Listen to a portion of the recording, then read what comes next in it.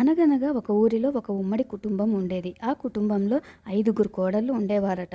వారందరిలో చిన్న కోడలైన పోలికి చిన్నప్పటి నుంచి కూడా పూజలన్నా, వ్రతాలన్నా మహా ఆసక్తి. కానీ అదే ఆసక్తి ఆమె అత్తగారికి కంటగింపుగా ఉండేది.